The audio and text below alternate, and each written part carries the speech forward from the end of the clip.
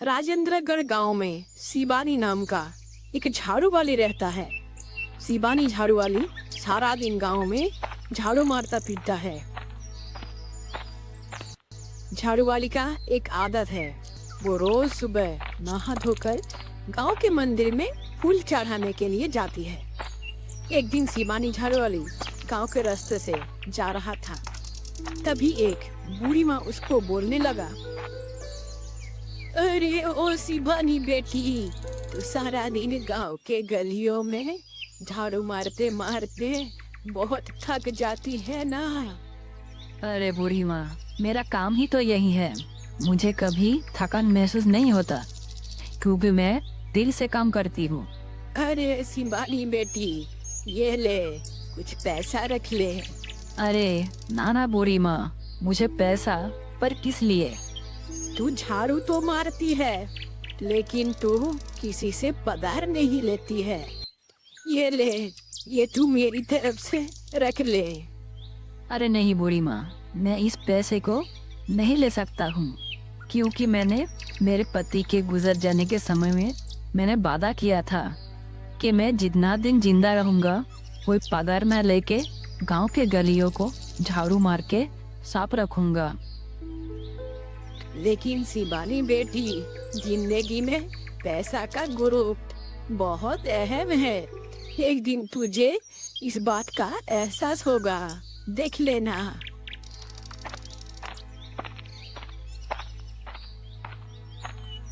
बूढ़ी माँ ने ये सब क्या बोला?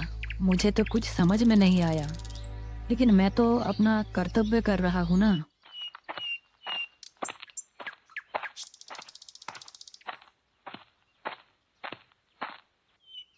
शिबानी का एक बहुत खूबसूरत बेटी है, वो बहुत छोटा है। एक दिन शिबानी का बेटी माँ से कहने लगा, माँ, ओ माँ, मुझे भी स्कूल में भर्ती होना है।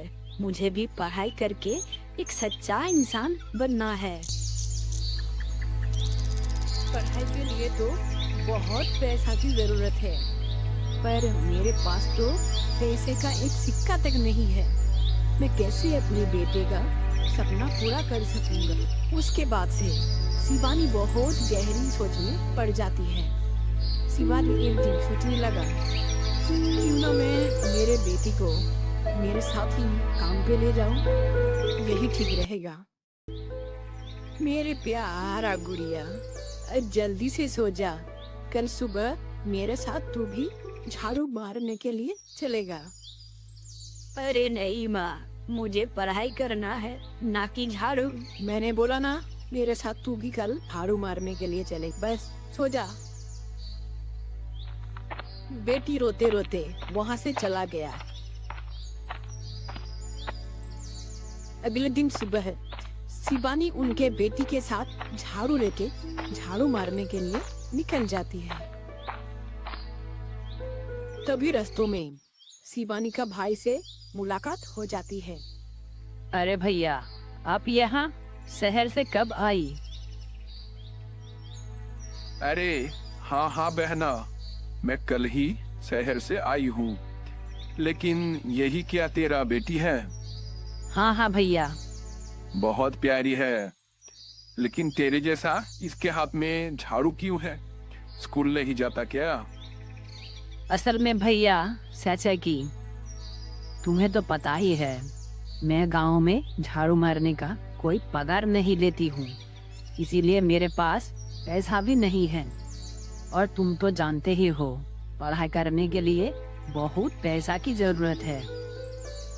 तो जाना, अपने बेटी की पढ़ाई मुफ्त से करवाना। तू तो बहुत धर्मशाली है। एक बात तो कान खोल के सुन ले, आज से तेरी बेटी मेरे साथ शहर में रहेगा और वहां से ही पढ़ाई करेगा। सारा जीवन इस गांव का सेवा करते जा। शिबानी का भैया उनके बेटी को लेके अपने साथ चला जाती है।